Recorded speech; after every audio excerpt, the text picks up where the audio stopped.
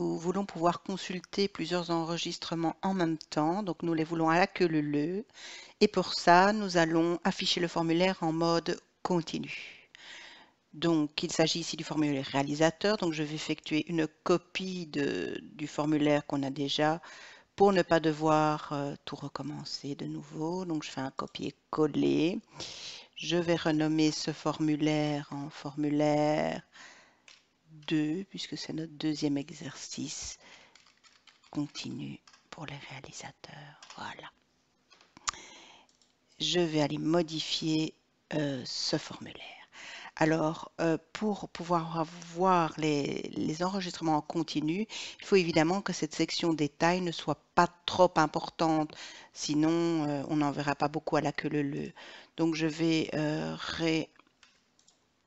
réorganiser tout ça. Le but est de voir quand même pas mal d'enregistrements à la fois.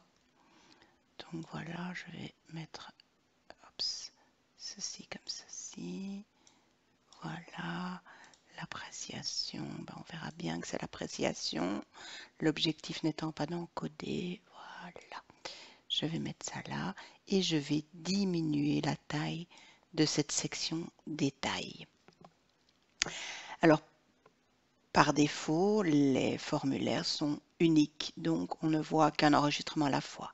Je retourne dans les propriétés du formulaire, double-clic dans le coin supérieur droit, dans les propriétés de format, puisque je veux changer l'affichage, et l'affichage par défaut qui est formulaire unique, je le change en continu.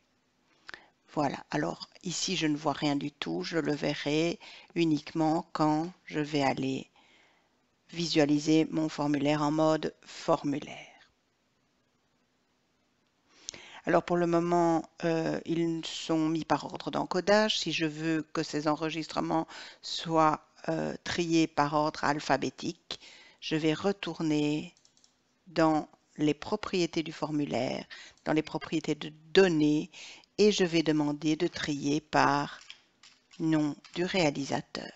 Alors au cas où j'aurais deux réalisateurs qui portent le même nom, je peux rajouter un deuxième tri, virgule, prénom, réalisateur en deuxième lieu. Ne tient pas compte de la case, donc je ne suis pas obligée de respecter minuscules et majuscules. En même temps, si je ne veux pas qu'on puisse modifier de données via ce formulaire, type record set, je vais le mettre sur instantané. Et voilà.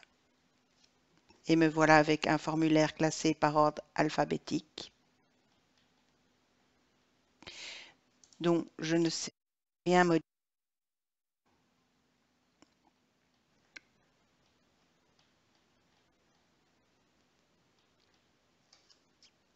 Et voilà.